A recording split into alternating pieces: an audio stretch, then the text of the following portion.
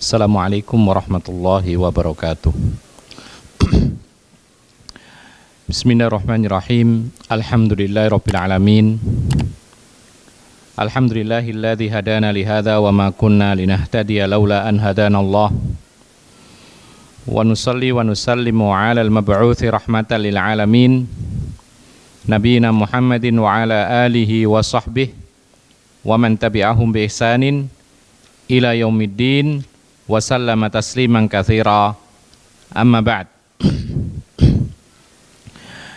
Ma'asyiral muslimin rahimakumullah. Kita melanjutkan pembahasan tentang zakat. Dan kita masih berada di awal-awal pembahasan zakat. Dan yang dimaksud dengan zakat di sini adalah zakatul mal. Adapun zakatul fitri, maka biasanya pembahasan itu ketika setelah membahas tentang siam. Karena kaitan zakatul fitri itu adalah zakat yang dikeluarkan setelah berbuka dari puasa Ramadan. Oleh karena itu kita akan bahas yaitu zakatul mal. Ma'asyiral muslimin rahimakumullah.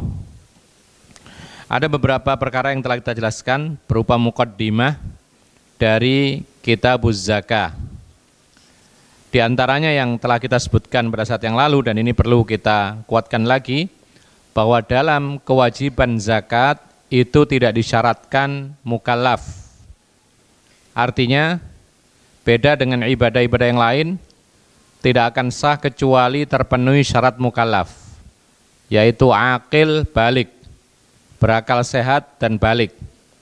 Salat, maka syarat wajibnya adalah berakal sehat dan balik.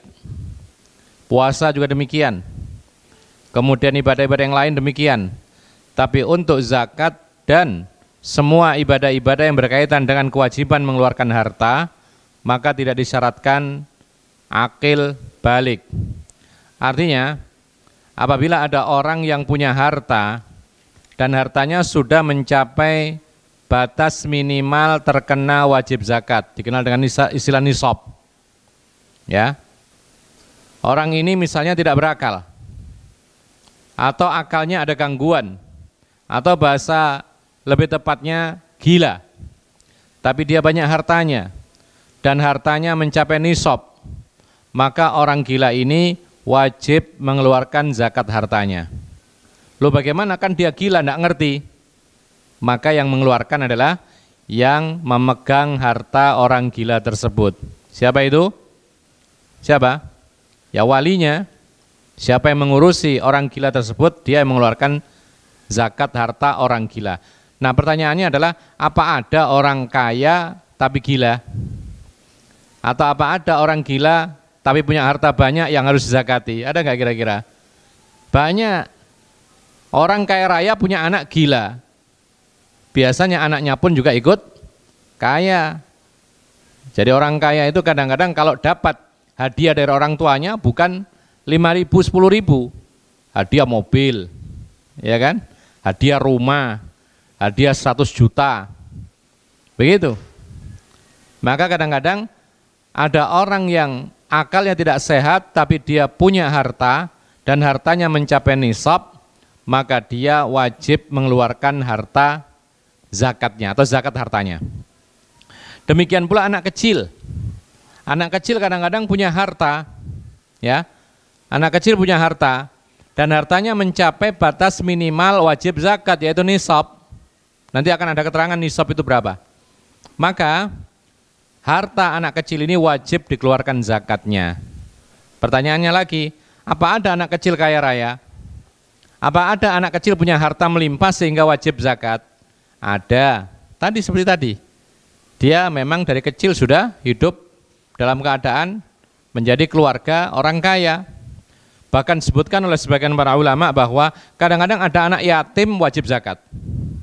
Kadang-kadang ada anak yatim wajib membayar zakat. Karena zakat itu tidak disyaratkan apa? Tidak disyaratkan mukallaf. Tidak disyaratkan balik. Jadi kalimat mukallaf itu, kalau kita mendengar kalimat mukallaf itu langsung pahami akal balik, berakal sehat dan balik. Ya. Nah, ada anak yatim kadang-kadang dia wajib mengeluarkan zakat. Ketika dia menjadi yatim, ternyata apa? Orang tuanya meninggal dunia, ayahnya meninggal dunia, dapat warisan, tabungan yang besar. Maka wajib dikeluarkan zakatnya oleh walinya atau oleh pengurus yatim tersebut. Atau misalnya yatim ini asalnya nggak punya apa-apa. Nggak punya apa-apa. Lalu kemudian ada orang nyantuni, disantuni donasi, kemudian terkumpul uang yang sangat banyak. Maka kalau uang tersebut mencapai batas minimal wajib zakat nisabnya, maka mulailah kena zakat. Oleh karena itu ada perkataan sebagian para ulama bahwa harta anak yatim ya yang banyak itu kalau bisa jangan didiamkan oleh pengurusnya. Jangan didiamkan oleh pengurusnya. Kenapa? Karena kalau harta anak yatim yang banyak itu tidak putar, tidak diusahakan, maka akan berkurang karena setiap tahun itu ada zakatnya. Ya. Misal anak yatim punya harta 100 juta. Mencapai nisab enggak itu? Mencapai, nanti akan kita hitung. Maka berarti tahun depan sudah setahun penuh dikeluarkan zakatnya 2,5%. Berapa? 100 juta itu 2,5%-nya? 2,5 juta. Lumayan. Berarti tahun depan berkurang sekian. Tahun depannya lagi dikurangi lagi sampai kemudian mencapai kadar minimal wajib zakat. Kalau kurang dari itu sudah tidak kena zakat. Ya, apakah bisa habis hartanya anak yatim ketika dizakati? Sebagian para ulama mengatakan supaya enggak habis, berarti bisa. Tapi maksudnya di sini adalah bukan habis total nol, bukan. Tapi bisa berkurang, akhirnya apa? Akhirnya sampai ujung-ujungnya kurang dari batas minimal wajib zakat. Ini maksudnya habis, tapi bukan berarti habis betul, habis nol itu enggak, tapi berkurang, menyusut, kemudian akhirnya tidak wajib dizakati lagi. Nah, ikhwana fiddin azakumullah. Ada sebuah hadis dari Anas yang cukup panjang. Dan ternyata ini adalah rincian dari zakat yang wajib dikeluarkan dalam bahimatul an'am. Bahimatul an'am itu binatang ternak. Onta, sapi, dan kambing. Cuman di sini dijelaskan secara detail tentang zakat onta dan kambing. Kemudian ada hal-hal yang lain berkaitan dengan sedikit masalah perak. Ya. Kemudian juga hal-hal yang berkaitan dengan masalah adab, yaitu menarik zakat, petugas. Maka ada baiknya kita lewatkan hadis yang panjang ini karena ini butuh waktu yang sangat panjang. Dan ini sebenarnya kalau kita ingin perincian zakat tentang binatang ternak, kita tinggal cari bagan gitu ya, atau daftar. Di situ ada sapi, ada kambing, ada onta, kemudian nisabnya berapa, kadar minimalnya, kemudian apa yang harus dikeluarkan zakatnya, kemudian kalau mencapai ratusan sekian, sampai sekian berapa, ini semuanya ada bagannya. Coba nanti sekali-sekali kalau sempat cari ya di Google atau apa gitu, bisa kita klik itu misalnya bagan wajib zakat hewan ternak atau daftar wajib zakat hewan ternak. Nanti akan keluar banyak sekali macamnya, kita bisa pilih dan rata-rata semuanya sama. Contohnya begini, kambing misalnya, kadar minimal wajib zakat nisabnya itu adalah ketika kambing mencapai 40 ekor. Ya, maka 40 ekor kambing berlalu setahun penuh itu haul, maka dikeluarkan 1 ekor kambing zakatnya. Kemudian ketika 100 sampai sekian, maka yang dikeluarkan sekian ekor kambing. Itu ada keterangan. Nanti akan ada misalnya onta. Onta itu kadar minimal wajib zakat atau nisabnya adalah 5 ekor onta. Kalau orang punya 5 ekor onta, kemudian telah melewati 1 tahun penuh, maka harus dikeluarkan zakat 1 ekor kambing. Kemudian sapi, ya, kalau ada sapi jumlahnya minimal adalah 30 ekor, ya, maka di situ wajib dikeluarkan 1 ekor sapi yang umurnya setahun. Begitu. Nanti akan ada hitungannya terus bertambah, nanti setiap ada berapa yang wajib dikeluarkan. Nah, ma'asyiral muslimin rahimakumullah. Kita lampaui hal itu, kita masuk kepada hadis yang berikutnya, yaitu an Mu'adz bin Jabal radhiyallahu anhu anna Nabiy sallallahu alaihi wasallam ba'atsahu ilal Yamani fa amarahu an ya'khudha min kulli 30 baqarah tabi'an aw tabi'atan wa min kulli 40 musinnah wa min kulli halimin dinaran aw adluhu ma'afiriyan rawahul khamsah wal lafdhu li Ahmad wa hasanahu Tirmidzi wa asyara ila ikhtilafin fi waslihi wa sahahahu Ibnu Hibban wal Hakim. Artinya, Mu'adz bin Jabal mengatakan Rasulullah pernah mengutus dirinya, Mu'adz, ya, diutus ke negeri Yaman. Di antaranya adalah untuk berdakwah. Kemudian juga untuk menarik zakat sebagai pemimpin atau hakim, qadhi, sekaligus guru agama mengajari Islam. Kemudian petugas zakat, ya, hampir sama dengan kemarin yang diutus adalah Abu Musa al-Asy'ari, diutus ke sana ke Yaman. Kemudian Rasulullah SAW memerintahkan beliau untuk menarik zakat setiap piaraan, yaitu sapi berjumlah 30 ekor, ya, berjumlah 30 ekor, maka yang dikeluarkan zakatnya adalah 1 ekor tabi'un atau tabi'ah, yaitu sapi yang berumur 1 tahun sempurna, artinya minimal. Jadi kalau ada orang punya ternak sapi jumlahnya 30 ekor kena zakat, yaitu 1 ekor sapi yang umur setahun, masih muda. Sekali lagi, kalau jumlah sapinya itu 30 ekor. Ada nggak kira-kira yang punya 30 ekor? Ada. Cuman para ulama juga mengatakan ada syarat yang kedua, an yakuna saimah. Hendaknya binatang ternak itu digembalakan, bukan dikurung, bukan dikasih makan dalam kandang, tetapi dilepas, kemudian mereka atau sapi-sapi ini mengembala sendiri mencari rumput dan tidak membayar. Apabila dia pelihara sebanyak apapun sapi, tapi di kandang setiap hari diberikan makanan, konsentrat misalnya, atau mungkin rumputnya beli dan seterusnya, maka tidak kena zakat. Ini kemurahan Islam. Jadi yang wajib dizakati dari ternak tadi jumlah sekian minimal, kemudian berlalu 1 tahun penuh. Syarat yang berikutnya harus binatang ternak itu digembalakan di luar. Artinya makanan-makanan itu bebas, dia nyari rumput, tidak membayar. Tapi kalau di kandang dikasih makanan beli setiap hari demikian, maka tidak ada kewajiban zakat, kecuali dia kalau ingin sedekah maka itu diterima. Sama dengan kambing. Kalau kambing kadar minimal wajib zakatnya adalah 40 ekor. Jadi kalau sudah mencapai 40 ekor, ini syaratnya nisab. Yang kedua ditunggu setahun, 1 tahun penuh. Yang ketiga, kambing ini adalah kambing gembalaan, bukan yang dikurung setiap hari dikasih makan dari hasil beli dan semisal, bukan. Digembalakan, dia punya mungkin sekumpulan kambing yang banyak, kemudian dia gembalakan di suatu lembah. Kemudian dicarikan rumput-rumput yang ada di padang luas sana, maka ini yang dikenal dengan saimah.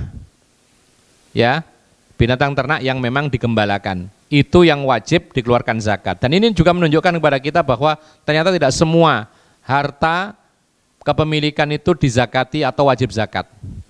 Hanya ada harta-harta tertentu dan ada syarat-syaratnya pula baru kena zakat. Sampai-sampai para ulama juga mengatakan tentang harta tabungan atau tabungan yang dimiliki oleh seseorang. Itu tidak kena zakat kecuali apa? Kecuali kalau mencapai nisab. Nanti akan ada keterangan nisab batas minimal wajib zakat uang itu bisa disamakan kepada emas atau perak. Dan perak emas ini ada ukurannya. Kalau emas itu kadar minimal wajib zakatnya adalah 20 dinar, 20 kemping uang emas. Kalau di gram, ditimbang 20 keping uang emas ya, itu satu kepingnya 4/4 gram. Kalikan 20 menjadi 85 gram.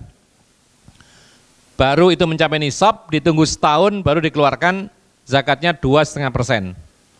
Beda lagi dengan dirham, uang perak.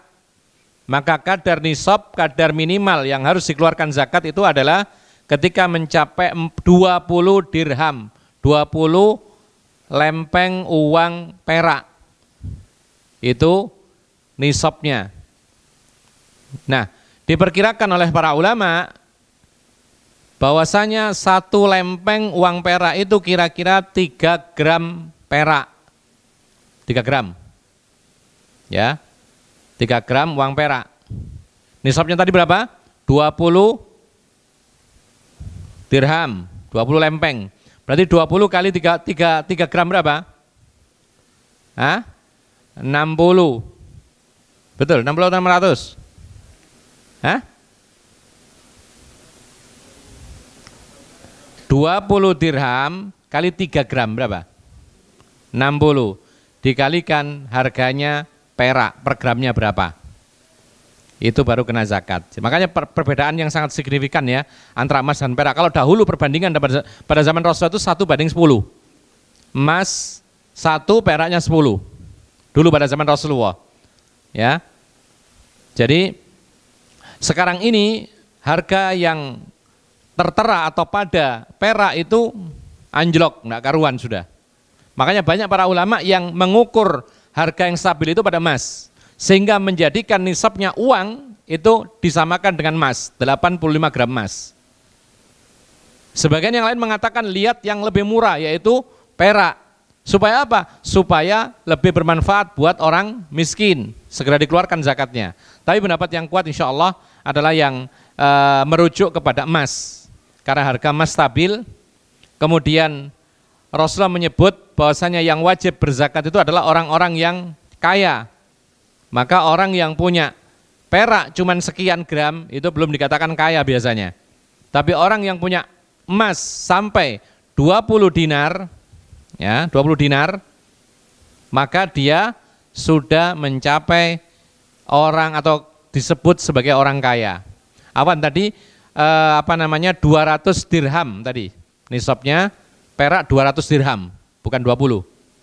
Ya, 200 dirham. Jadi kalau 3 kali 200 berapa? 600. Jadi nisabnya perak itu adalah 600 gram kira-kira. Coba berapa sekarang? 600 gram kalikan 1 gramnya berapa perak? Perak berapa harganya? Enggak ada, tahu. Nah, ini menunjukkan bahwasanya memang perak itu tidak jadi acuan. Karena harganya memang betul-betul anjlok. Sehingga orang enggak banyak menggubris. Dulu orang itu perhiasan kalau nggak emas perak, nomor 1 emas, nomor 2 perak. Kadang-kadang ditukar emas dengan perak tapi harus kontan. Ya, bandingannya berapa? 1 emas 20 perak. 1 emas 10 perak. Itu begitu dulu. Tapi sekarang siapa yang mau? 1 gram emas ditukar dengan 10 gram perak. Mau kira-kira? Nggak mau. Bahkan sekarang ini mungkin perak harganya nggak sampai 15.000. Ya, 1 gramnya. Anggap saja kalau 10.000 ya, gram, 1 gramnya perak, berarti 600 gram, itu berapa rupiah itu? 600 gram dikalikan 10.000 berapa? Berapa? 6 juta. Jadi kalau hitungan uang dikiaskan kepada perak, maka orang punya 6 juta sudah kena zakat. Tinggal tunggu setahun. Tapi kalau digabungkan kepada emas, belum ada apa-apanya. Karena emas nisabnya 85 gram. Berarti 85 gram kali berapa 1 gramnya emas? Emas berapa yang bagus?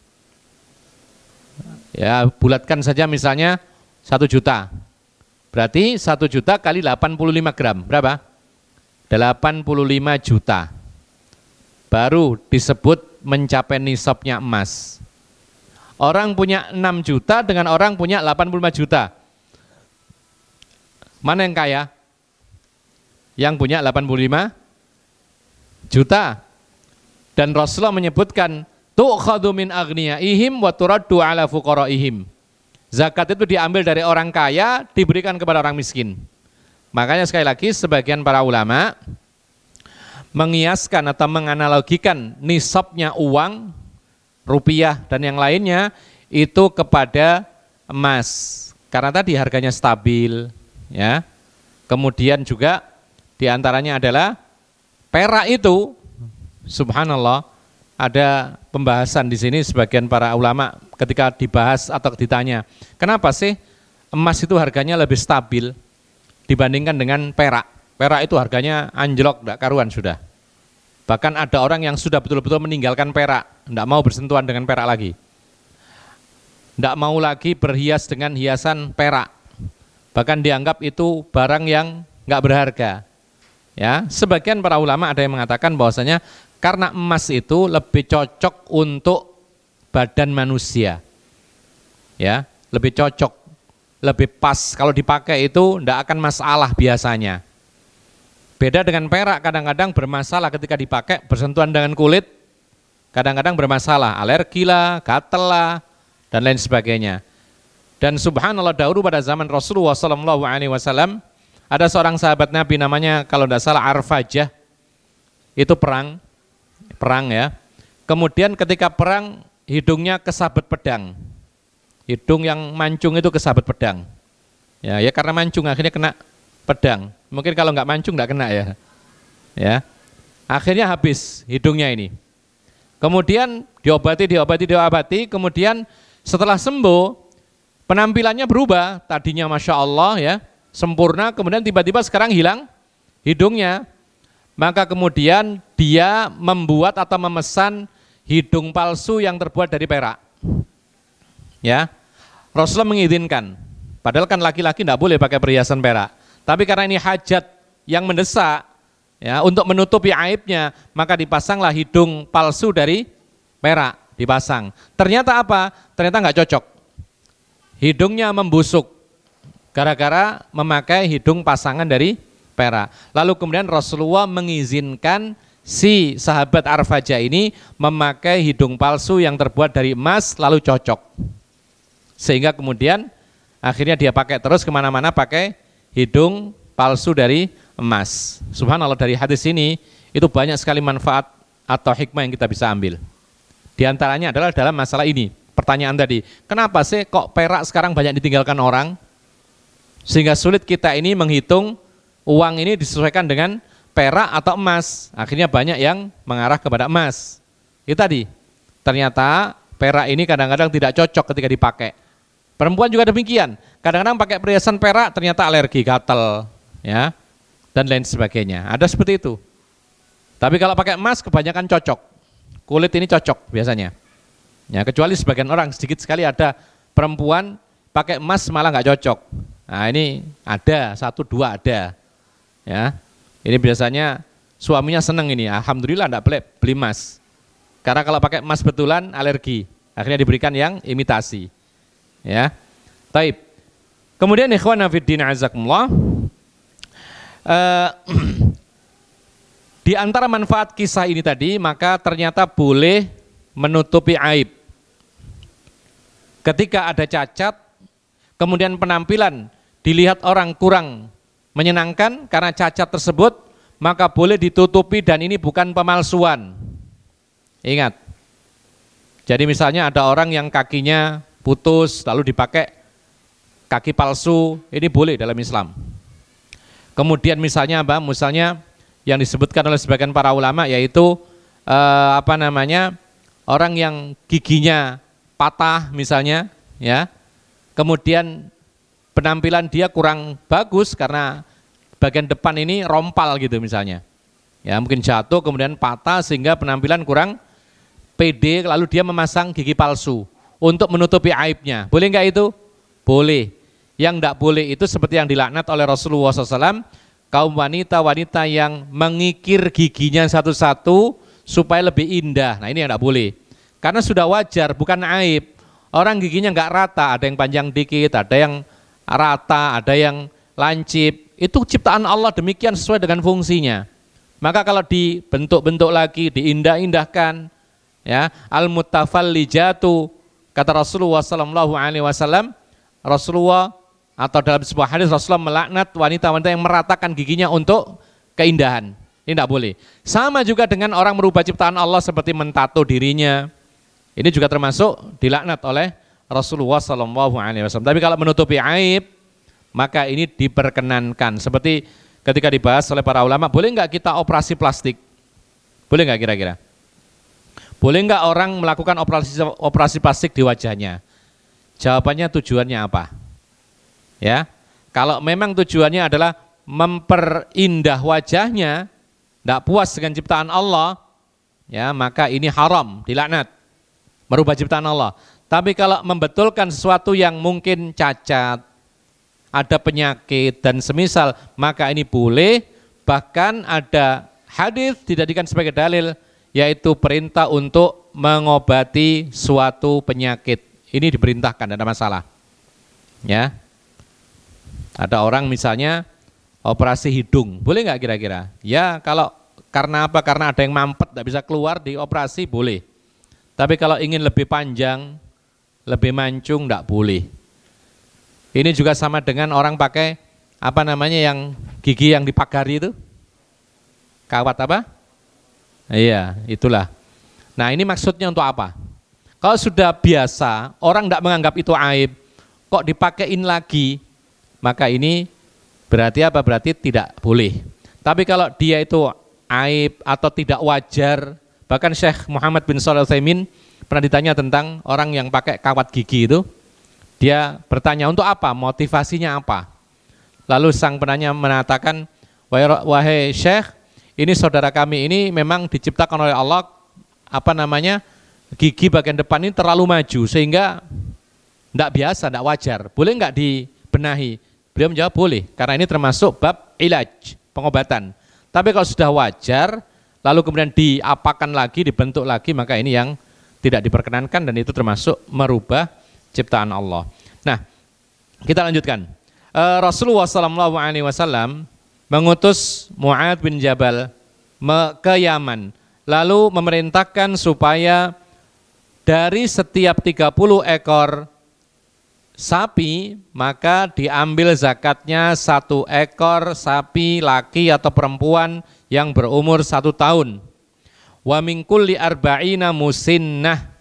Sedangkan kalau jumlahnya lebih, misalnya sampai ribuan atau ratusan, maka ambil setiap 40 ekornya 1 ekor sapi yang 2 tahun. Jadi kalau jumlahnya banyak, bingung ngitungnya, maka setiap 40. Jadi setiap 40-nya diambil 1 ekor sapi yang sudah berumur 2 tahun. Kemudian, wa min kulli halimin dinaran au adluhu ma'afiriyan. Ini membahas tentang ahlu dhimmah sekarang. Enggak ada kaitannya dengan zakat, tapi ini adalah apa namanya yang diambil dari orang ahlu dhimmah itu jizyah. Nah, ini aturan jizyah.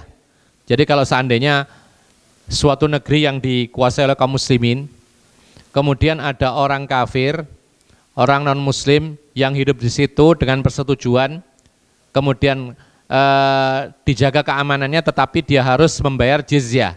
Maka jizyahnya ini adalah disebutkan di sini, setiap orang kafir yang sudah balik maka jizyahnya itu 1 dinar. Patokannya dahulu sejak zaman Nabi, ya.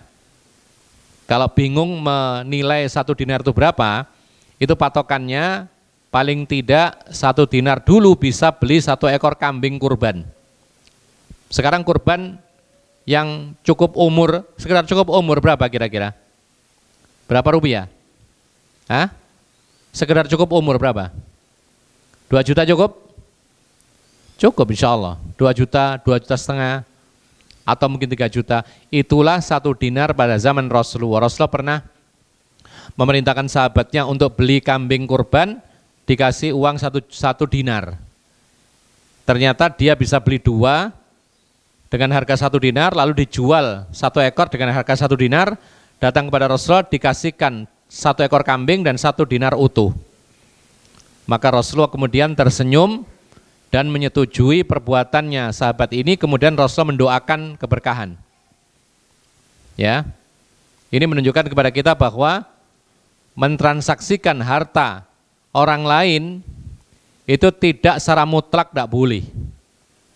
Buktinya sahabat Nabi ini menjalankan amanah tidak sesuai dengan pesennya, kan cuma 1 ekor kambing, tapi dapat 1 ekor kambing dan uang kembali, sempat jualan lagi dia. Tetapi para ulama mengatakan bukan berarti kemudian kita mentransaksikan harta orang lain secara bebas semaunya, tidak boleh juga. Diperkirakan, kalau seandainya diperkirakan atau perkiraan kuat itu setuju maka boleh, kalau enggak maka tidak usah. Antum misalnya diamani orang, jual lah ini tolong, kemudian antum perkirakan sendiri harganya, kemudian bisa lebih untungnya, tidak masalah, tapi laporkan, jangan sepihak. Berikan kepada pemiliknya, nanti kemudian kita dikasih berapapun terserah. Jadi kisah ini menunjukkan kepada kita bahwa dahulu pada zaman Nabi 1 dinar itu bisa untuk beli kambing. Zaman Nabi ya, untuk beli kambing itu kalau pakai uang perak itu 10 dirham. Zaman Nabi 10 uang logam. 10 uang logam itu ya 3 gram kali 10, 30 gram. Nah sekarang 30 gram tidak bisa pakai beli kambing. 30 gram kali 10.000 berapa? Nah, cuma 300.000. Tidak cukup untuk beli kambing. Untuk kurban lagi, paling-paling ya anaknya kambing. Ya, jadi ini menunjukkan kepada kita bahwa perak ini mengalami penurunan harga, sehingga banyak para ulama yang menjadikan patokan nisabnya uang itu disamakan dengan emas karena memang harganya stabil. Buktinya sekarang, ya 1 ekor kambing harga berapa? Ya, sekitar 2 juta, 2,5 juta, dan 1 uang dinar sekarang, coba perhatikan. Dinar sekarang itu 4 gram lebih sedikit. 4 gram lebih sedikit. Ya. Kalau kita anggap misalnya 1 gramnya itu 1 juta, berarti sekitar 4 juta sekian. Masih pantas. Artinya apa? Beli kambing yang cukupan besarnya itu 4 juta itu masih wajar. Jadi meskipun tidak pas, tapi ada kedekatan antara dinar zaman dahulu sampai dinar uang emas zaman sekarang. Cuman tidak digunakan sekarang ya uang dinar dan dirham. Kita sekarang ini memakai uang rupiah yang resmi dari pemerintah, ya sudah kita pakai saja, tidak perlu kita kemudian membuat uang sendiri, nyetak sendiri, kemudian kita gunakan sebagai alat transaksi dinar dan dirham.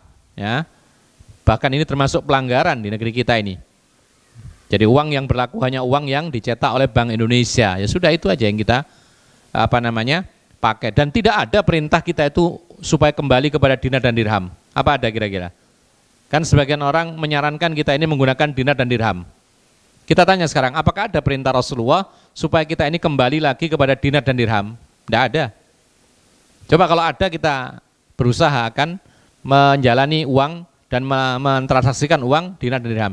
Taib, kalau misalkan uang dinar dan dirham itu kita gunakan, terus dinar dirham siapa yang mengeluarkan? Ya, terus milik negara mana?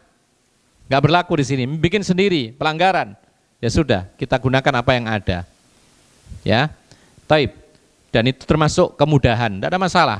Ada orang mengatakan uang rupiah, uang kertas itu sihir. Ya, ini berlebihan mengatakan demikian. Artinya apa? Itu sebenarnya sihir. Itu kertas biasa cuma ditulisi 100.000. Dan itu sebenarnya tidak ada harganya. Coba lagi, nanti 10 tahun lagi itu enggak terharga itu. Barang-barang yang sekarang sekian enggak akan dapat, mungkin 2 kali lipatnya. Maka itu menunjukkan bahwa uang kertas itu adalah sihir. Kita katakan, kalau itu sihir, ya itu sihir. Kalau itu memang betul-betul sihir, maka seperti uang-uang yang tipuan-tipuan oleh para dukun. Sebenarnya kertas kemudian dilihat seperti uang. Ya. Kalau itu sihir, maka kita gunakan beli berubah jadi kertas, itu baru sihir. Kita tabung kemudian kita buka, ternyata daun. Nah, itu baru sihir. Ini buktinya kita bisa beli barang, kita bisa beli makanan, kita bisa beli demikian dan demikian, maka itu bukan termasuk sihir. Dan itu hanya sekedar kemudahan saja. Tidak perlu kita kemudian jadikan sesuatu yang kontroversi, akhirnya terjadi fitnah, akhirnya orang tidak percaya kepada pemerintah, akhirnya orang menuduh macam-macam dan seterusnya. Dan ini termasuk hal yang tidak bijaksana, memanas-manasi masyarakat akan kebijakan pemerintah. Nah, ikhwana fiddin azakumullah. Jadi orang-orang non-muslim yang hidup di naungan pemerintah kaum muslimin itu mereka diwajibkan membayar jizyah. Jizyah itu semacam upeti, ya, sebagai jaminan keamanan hidup di negaranya kaum muslimin. Berapa yang harus dibayar? Satu orang yang sudah balik itu wajib membayar 1 dinar, atau kalau enggak pakai uang dinar, maka yang sepadan berupa kain atau yang semisal. Ma'afirian itu kain. Dulu ya, pada zaman Rasulullah, itu kalau pakai membayar, itu kalau enggak uang dinar, maka pakai dirham. Atau barter, barang-barang makanan seperti kurma, gandum, kemudian zabib, anggur kering, atau akid. Akid itu adonan yang dikeringkan dari campuran minyak samin, kurma dihaluskan, tepung gandum, tambah susu. Dijadikan adonan, kemudian dicetak sesuai dengan kemauan, lalu dijemur. Sampai kering, kemudian baru disimpan. Nanti kalau mau makan, dicelupkan air. Pergi kemana-mana mudah. Ya, kalau kita sekarang itu seperti biskuit. Nah, itu yang dijadikan barang-barang barter. Ya. Nah, termasuk barang yang digunakan untuk barter itu dahulu adalah kain. Terutama kain yang didatangkan dari Yaman. Itu terkenal dahulu itu. Kalau sekarang enggak.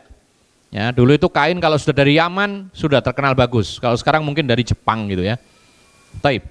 Ikhwana fiddin, a'azzakumullah. Maka demikianlah batasan nisab binatang peliharaan yaitu sapi, ya. Adapun kambing maka nisab atau batas minimal wajib zakatnya adalah 40 ekor kambing, akan dikeluarkan 1 ekor kambing saja. Sementara onta maka nisabnya batas minimal terkena zakat itu adalah 5 ekor unta, yang dikeluarkan adalah 1 ekor kambing. Adzan? Belum? Adzan dulu ya. Fadhol. Kita skors dulu untuk adzan. Allahu a'lam. Kita sambung kembali. Hadis berikutnya dari Abu Hurairah, semoga Allah meridhoinya. Beliau mengatakan, qala Rasulullah sallallahu alaihi wasallam, laisa 'alal muslimi fi 'abdihi wala farasihi shadaqah. Rawahul Bukhari wali Muslimin, laisa fil 'abdi shadaqatun illa shadaqatul fitri. Rasulullah mengatakan, tidak ada zakat atas orang muslim dalam harta berupa budak, dan juga tidak ada zakat dalam harta berupa kuda kendaraan. Riwayatkan oleh Bukhari, dan Muslim menambahkan tidak ada kewajiban zakat pada budak yang dimiliki kecuali zakatul fitri. Ikhwan fillah azakumullah, hadis ini menjelaskan kepada kita bahwa tidak semua harta itu dizakati. Tidak semua harta itu dizakati. Ya. Jadi keumuman ayat Allah Subhanahu wa taala tentang zakat, aqimus sholata wa atuz zakah, ini kalau kita tidak membaca hadis, maka kita akan salah paham. Kita akan mengeluarkan zakat semua harta kita. Ya. Bahkan kalau kita tidak membaca hadis-hadis Nabi secara keseluruhan, maka kita akan mewajibkan sesuatu yang tidak wajib. Karena zahirnya ayat semua harta itu dizakati. Padahal semua orang pasti punya harta, tapi belum tentu kena zakat. Orang miskin pun juga punya harta, tapi tidak ada zakatnya. Pakaian juga harta, apakah ada zakatnya? Tentu saja tidak. Rumah, harta juga. Kadang-kadang rumah itu mencapai nisab kalau ukuran emas. Rumah berapa harganya? Perumahan? Minimal berapa perumahan? Berapa? 350. Mencapai nisab gak itu? Kalau kita ukur emas, lebih. Karena emas cuma tadi berapa? Kira-kira 85 juta kalau 1 gramnya 1 juta. Nah, ini sampai ratusan juta. Nah, tapi untuk rumah ini dibahas oleh para ulama, sepakat tidak ada kewajiban zakat sepakat, tidak ada khilaf. Jadi kalau antum bertanya orang rumah ada nggak zakatnya, dia mengatakan ada perbedaan pendapat. Ini jawaban yang tidak ada sandarannya. Karena rumah itu adalah kebutuhan keseharian yang tidak ada zakatnya. Kecuali kalau perumahan yang dijual belikan. Ya. Para pengusaha perumahan, properti yang punya banyak sekali rumah dijual, maka ini kena zakat, ada hitungannya. Tanah ada nggak zakatnya? Jawabannya tanah itu biasanya orang punya untuk keperluannya, mau dibangun. Maka hukum asalnya nggak ada, kecuali kalau jual beli tanah, ya, maka harus ada perhitungannya. Oleh karena itu, ma'asyiral muslimin rahimakumullah, kalau kita melihat ternyata hanya harta-harta tertentu saja yang ada zakatnya. Yang pertama, yang ada zakat malnya itu emas. Ini pertama. Nanti akan ada nisabnya masing-masing. Yang kedua perak. Ini dikenal dengan istilah nakdain. Emas perak, nakdain. Dua benda yang dianggap sebagai alat tukar. Oleh karena itu, uang yang kita gunakan sehari-hari itu dimasukkan bisa ke dalam emas, bisa ke dalam perak. Jadi satu ini pembahasannya. Emas, perak, uang. Ini jadi satu. Lalu yang kedua, yang ada zakatnya harta itu adalah yaitu binatang ternak. Hanya 3 macam binatang ternak, sapi, onta, dan kambing saja. Ya. Jadi kalau antum memelihara ayam, ya, ribuan ayam, itu tidak ada zakatnya. Meskipun ribuan. Antum memelihara atau ternak kelinci misalnya, itu tidak ada kewajiban zakatnya. Kecuali nanti hasilnya uang nanti kembalinya. Tapi untuk bendanya, binatang yang dipelihara ini, meskipun ribuan jumlahnya, meskipun mencapai nisab kalau diukur dengan emas, tidak ada zakatnya. Atau mungkin ada di antara kita yang punya peliharaan kuda. Malah ada hadisnya, tidak ada zakatnya kata Rasulullah Sallallahu Alaihi Wasallam. Atau mungkin ada orang yang memelihara apa lagi? Memelihara apa selain kuda? Selain onta, sapi, dan kambing? Burung. Harganya kadang-kadang mahal. 1 ekornya misalnya berapa? 100 juta karena kemarin menang lomba perkutut misalnya. Ya. 100 juta ini, maka tidak ada zakatnya. Tapi kalau sedekah ya silahkan. Taib. Jadi yang kedua tadi adalah binatang ternak. Lalu yang ketiga adalah bahimatul an'am. Sudah bahimatul an'am. Az-zuru'u wathimar. Yang ketiga adalah az-zuru'u wathimar, yaitu hasil panen tanaman pertanian. Seperti gandum, ya. Termasuk di dalamnya adalah padi. Itu ada zakatnya. Nanti akan ada pembahasan sendiri, nisabnya beda dengan emas perak. Jadi kalau panen padi itu ada zakatnya, tetapi kalau mencapai 300 sa'. 300 sa', kalau 1 sa'-nya itu adalah 3 kg, berarti 900 kg. Jadi kalau kita panen padi, ya, ditimbang mencapai 900 kg, maka dikeluarkan zakatnya. Ya. Dan mengeluarkan zakatnya itu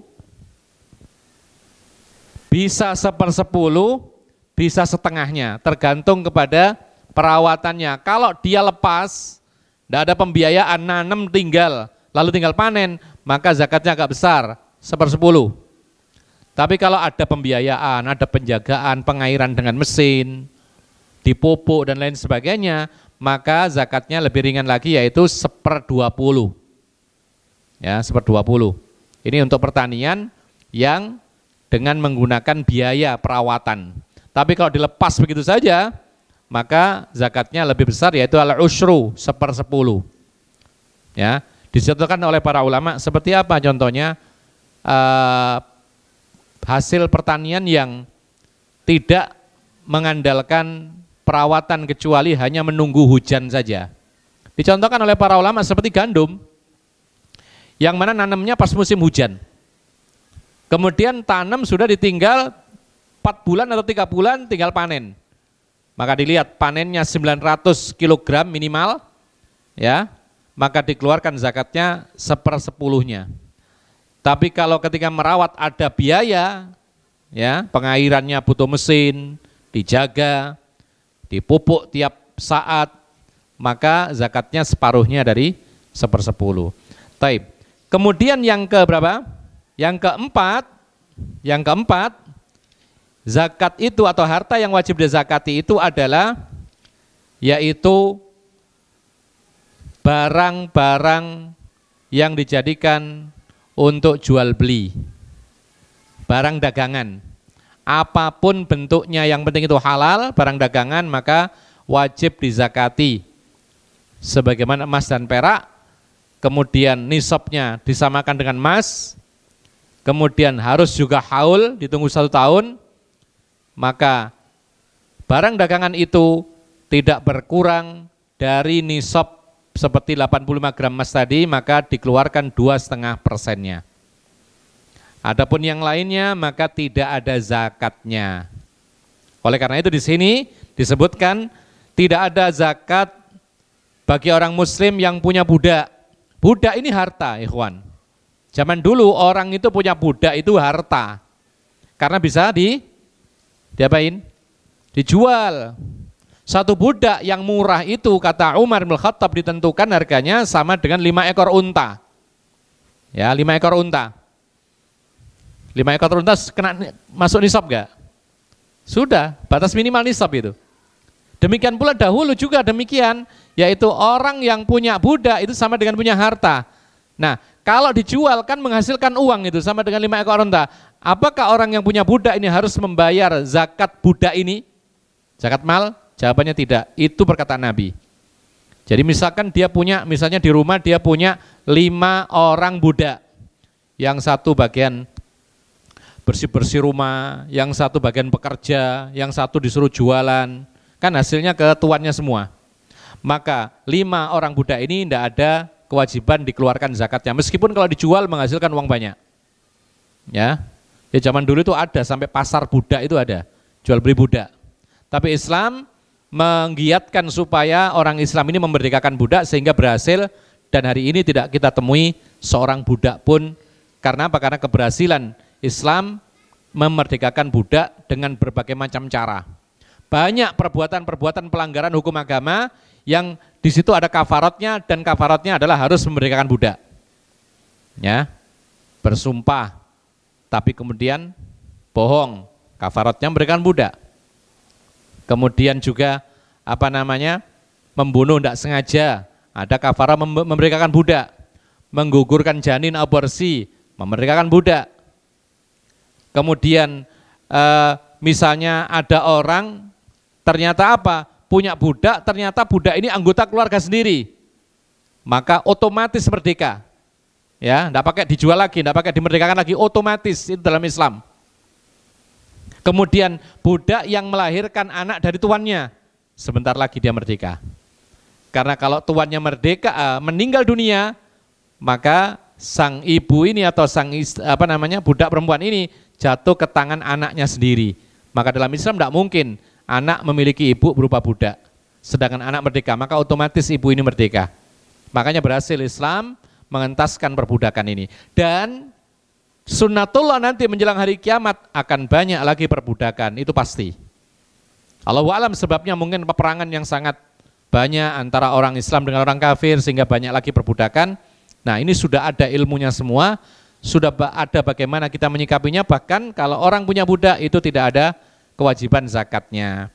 Demikian pula orang Islam tidak ada kewajiban mengeluarkan zakat berupa harta yang dimiliki, yaitu kuda. Kuda, ikhwan, itu kendaraan yang termasuk mewah zaman dahulu.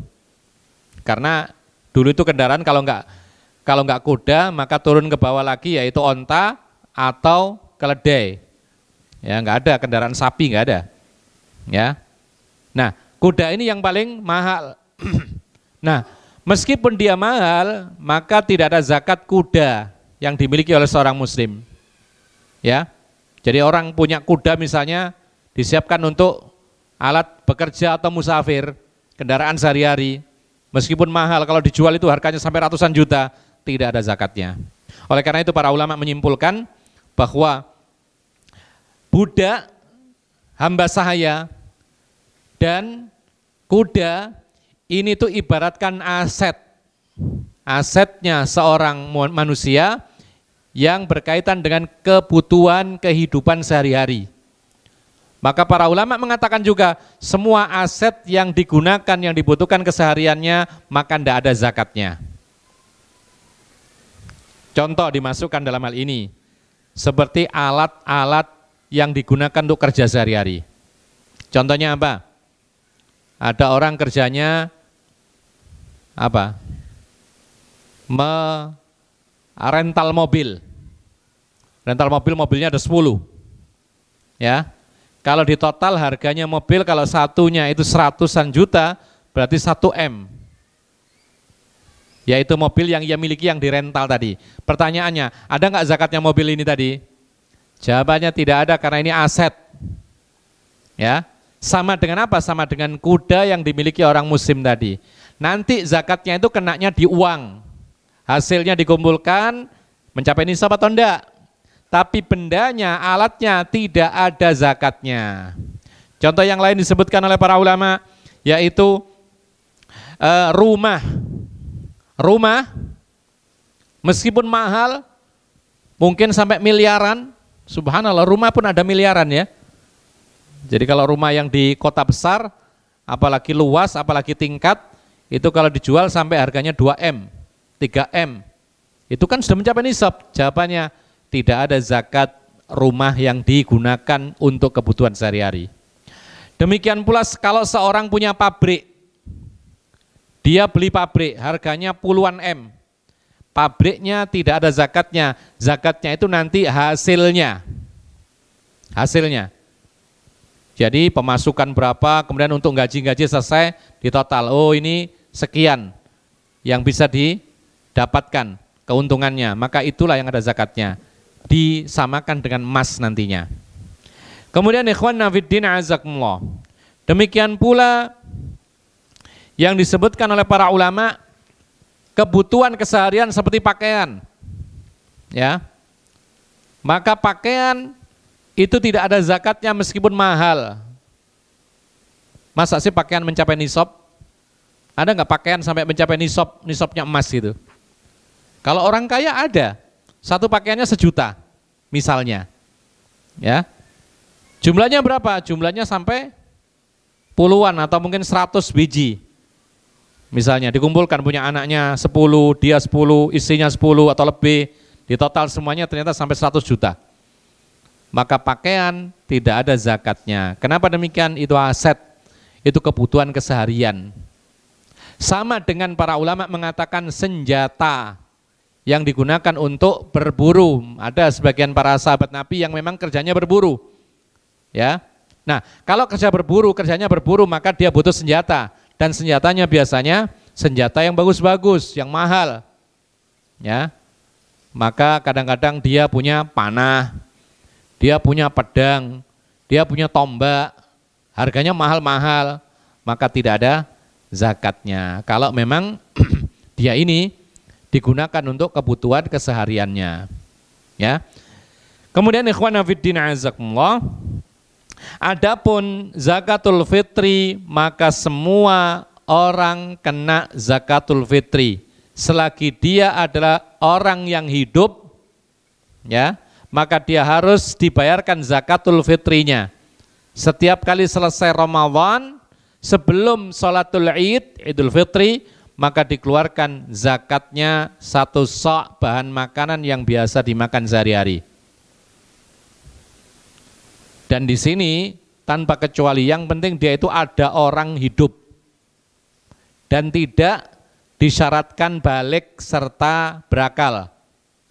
Ya. Jadi kalau misalkan menjelang sholatul Id lahirlah seorang bayi, apakah wajib membayar zakatul fitri? wajib. Kalau lahirnya setelah sholatul id, maka tidak ada kewajiban zakatul fitri. Kemudian ditambahkan lagi oleh para ulama, adapun janin yang masih di perut ibunya, apakah dikeluarkan zakat fitrinya atau tidak? Jawabannya tidak ada kewajiban, kecuali disunahkan menurut sebagian para ulama menzakati fitrinya anak yang belum lahir. Yang penting ada janin.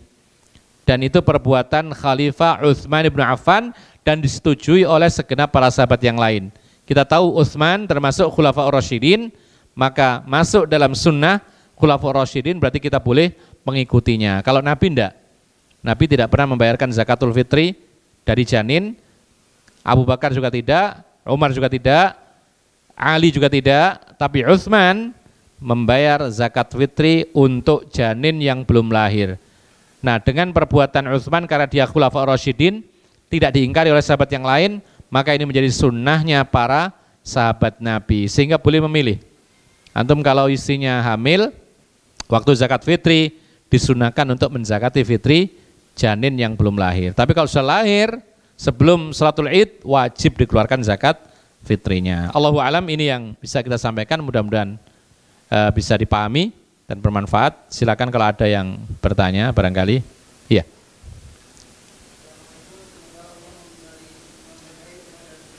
Amin. Ya. Ada pertanyaan, zakat penghasilan itu apa benar ada atau tidak? Zakat penghasilan biasa dinamakan zakat profesi. Bahasa Arabnya zakat al-wadhifah. Ya.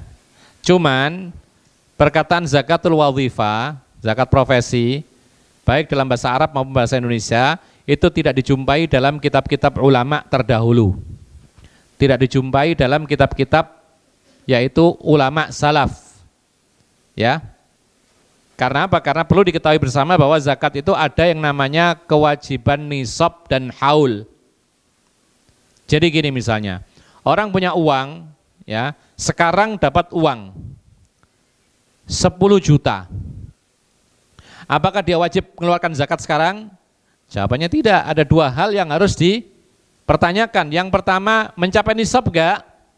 10 juta itu. Kalau kita lihat uang ini disamakan dengan emas, yaitu 85 gram. 10 juta apakah sama dengan 85 gram emas? Enggak. Berarti belum mencapai nisab. Satu saja sudah enggak terpenuhi. Yang kedua, harus apa? Lewat setahun penuh. Dalam jumlah yang mencapai nisab itu tidak berkurang, bisa tetap atau lebih. Misalnya begini, ada seorang di antara kita dapat rezeki. Hari ini dapat rezeki 85 juta. Ditabung sama dia. Kena zakat enggak? Kita tanyakan sekarang, nisabnya dulu sampai enggak? 85 juta perkiraan sudah sampai 85 gram emas. Kalau 1 gram emas itu harganya 1 juta. Kalau kurang berarti lebih lagi. Sudah mencapai. Taib. Ini satu terpenuhi syaratnya.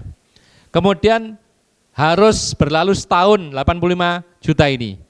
Baru kemarin dapatnya atau sekarang dapatnya. Berarti tunggu setahun depan. Setelah 1 tahun depan, tahun Hijriah yang dipakai, dilihat uangnya ada berapa. Oh ternyata tinggal 50 juta. Karena apa? Karena ada kebutuhan. Pakai beli-beli, beli motor, beli ini. Cuman tinggal 50 juta. Maka tidak ada zakat. Berarti kurang dari ini nisab. Taib.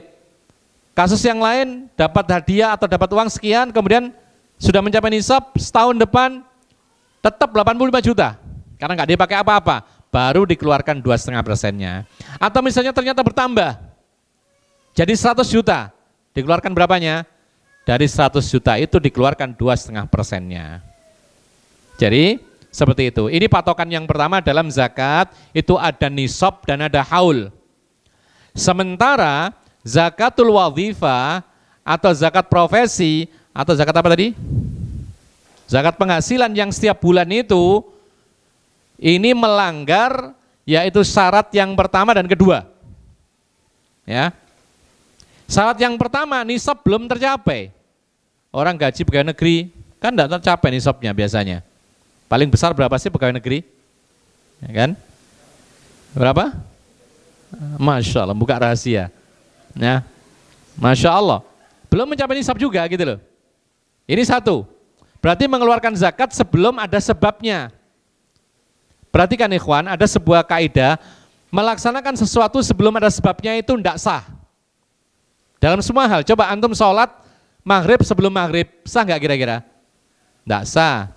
Puasa sebelum waktunya Ramadan, puasa Ramadan, tidak sah juga. Ya, bayar zakat sebelum mencapai nisab, tidak sah. Jadi zakat profesi itu sebenarnya tidak sah karena melanggar aturan yang pertama yaitu nisab. Yang kedua haulnya juga belum tercapai, nggak ada bulanan. Ya, jadi yang pertama syaratnya nggak terpenuhi, yang kedua juga nggak terpenuhi, yang ketiga ini mengharuskan sesuatu yang nggak harus, nggak wajib. Karena nggak ada istilah zakat setiap bulan sekali, nggak ada.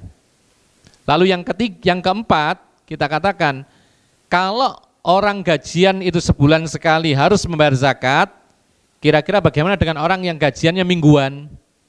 Berarti membayar zakat juga, dicicil gitu. Terus bagaimana dengan orang yang gajiannya harian? Berarti harus juga dicicil. Maka ini semuanya adalah memberatkan.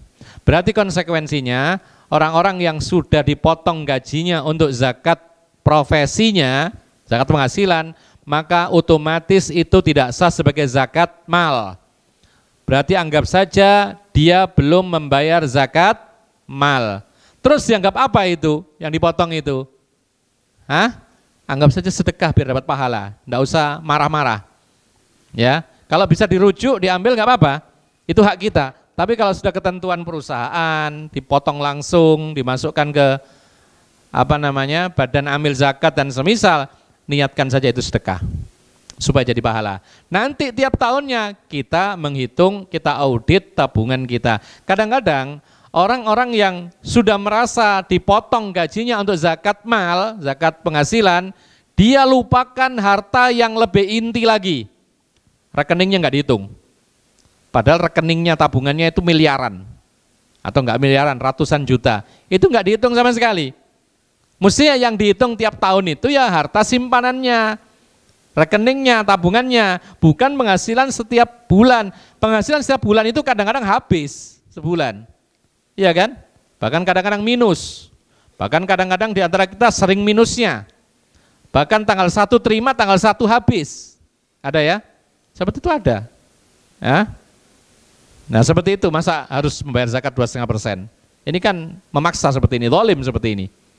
Jadi meskipun ada pendapat sebagian ulama ya, ulama kontemporer tapi, kalau ulama salaf tidak ada yang mengatakan, satu pun tidak ada yang mengatakan zakat penghasilan profesi, tidak ada. Itu hanya sebagian kecil ulama kontemporer, itu pun ijtihad. Di antaranya adalah Syekh Yusuf Al-Qardawi. Dan ini termasuk kritikan beliau. Ya, beliau dengan sebab fatwa zakat profesi ini maka dia dikritik oleh segenap para ulama zaman sekarang. Karena memang fatwanya ini adalah fatwa yang menyelisihi dalil-dalil syar'i. Maka kesimpulannya zakat profesi dalam Islam tidak ada. Alasannya sudah kita sampaikan, tidak terpenuhi syarat dua-duanya, kemudian juga memberatkan, mewajibkan sesuatu yang tidak wajib, ya, dan akhirnya mengabaikan apa yang wajib, yaitu dari harta yang ia miliki yang bukan gajinya. Allahu a'lam. Ya. Taib. Ya, fadhol. Pajak bukan zakat ya. Pajak bukan zakat. Taib, jadi ada istilah, ini berkaitan dengan hal-hal yang sifatnya itu bukan ranah kita ya. Kita sebagai rakyat itu diperintahkan untuk isma' wa ati' wa in daraba dhahraka wa akhadha malak. Jadi ketika Rasul menceritakan adanya para pemimpin yang zalim, maka sahabat Nabi bertanya, apakah kita melawan mereka, memberontak dan semisal? Maka Rasul mengatakan tidak boleh selagi mereka menegakkan sholat. Lalu dalam riwayat yang lain, Rasul mengatakan taatilah dan patuhilah meskipun mereka memukul punggungmu dan mengambil hartamu. Pajak termasuk hal-hal yang sifatnya menyelisih syariat. Kita katakan bahwasanya itu menyelisih syariat. Terus terang demikian, ya, apa adanya, tidak boleh bahkan Rasulullah juga pernah mengatakan, ana lupa lafadz hadisnya, pokoknya penarik pajak itu adalah seperti orang yang memasukkan tangannya ke kubangan darah babi dan dagingnya atau bagaimana begitu. Yang penting pajak itu tidak diperkenankan di dalam Islam, tetapi karena ini berkaitan dengan penguasa kita, yang kita menasihati secara bijak begitu. Kemudian kita punya kewajiban, meskipun itu hal yang menjadi syariat, ada perintah kita taat dan mendengar, meskipun kita diminta harta kita, bahkan dalam hadis dicambuk punggung kita untuk kemaslahatan, maka kita berikan kepada mereka. Ya, itu dalam masalah pajak. Allahu a'lam. Iya. Waalaikumsalam warahmatullahi wabarakatuh.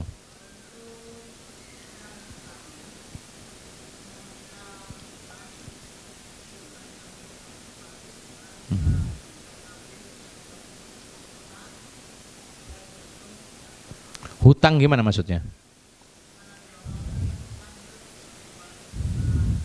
Hutang ke kita atau kita berhutang? Oh, kita hutang kepada orang 500 juta untuk ternak kambing.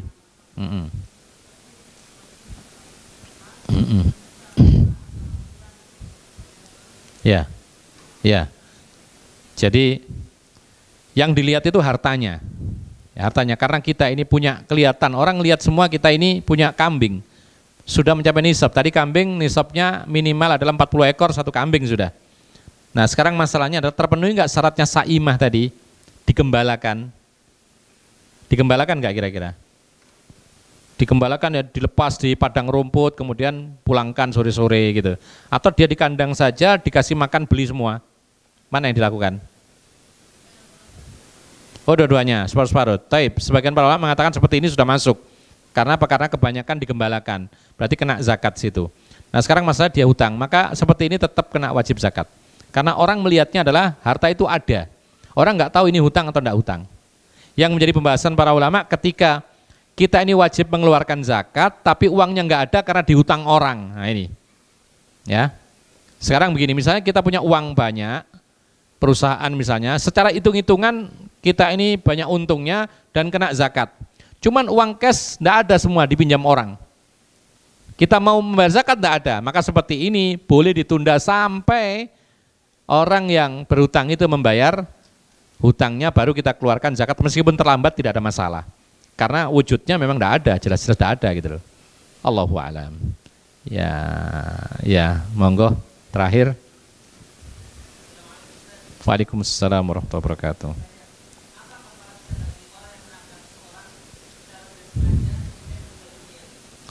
Ya, berarti tidak sengaja di situ. Taib, menabrak orang tidak sengaja, maka ada dua hal. Yang pertama diat, dan itu tergantung kesepakatan, kalau digugurkan juga boleh. Diat itu 100 ekor unta. Ini besar loh ya, dan ini menunjukkan kepada kita bahwa masalah nyawa ini tidak main-main. Meskipun keliru, tetap ada bayar kafarotnya. Pertama diat, membayar kepada keluarga yang tertabrak, yang meninggal tadi, 100 ekor unta asalnya. Tapi kalau memang kesepakatan, kemudian saling memaafkan, ya boleh-boleh saja. Atau damai misalnya, enggak usah kebanyakan segitu, kesian. Ya sudah kasih aja 100 juta, boleh juga. Tapi ada satu lagi kafarat, yaitu memerdekakan budak. Ya.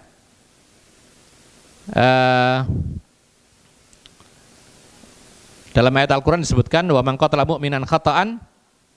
Gimana itu ayatnya itu? Yang penting ada dua hal kalau orang membunuh tidak sengaja itu.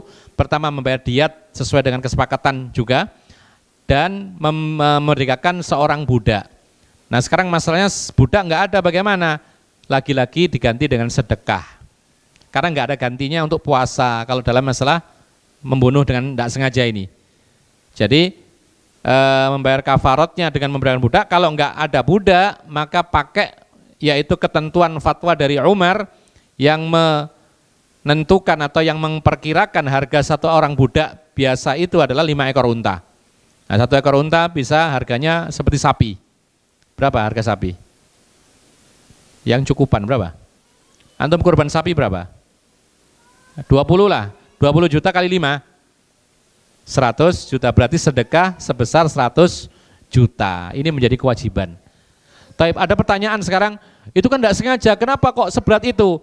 Dijawab oleh para ulama, ini menunjukkan besarnya urusan nyawa. Sampai kalau nggak sengaja pun tetap ada kafaratnya, supaya orang itu hati-hati, jangan main-main dengan nyawa. Sekarang orang main sirkus, main apa gitu, mainan nyawa. Akhirnya kadang-kadang terjadi korban, jatuh, kemudian cacat atau mati. Nah, ini tidak menghormati nyawanya sendiri. Allahu a'lam. Jadi itu yang bisa kita sampaikan, mudah-mudahan bermanfaat. Wa akhiru da'wana anil hamdulillahirabbil alamin wa sallallahu ala nabiyina Muhammadin wa ala alihi wa sahbihi ajma'in. Subhanakallahumma bihamdika asyhadu an la ilaha illa anta astaghfiruka wa atubu ilaik. Assalamualaikum warahmatullahi wabarakatuh.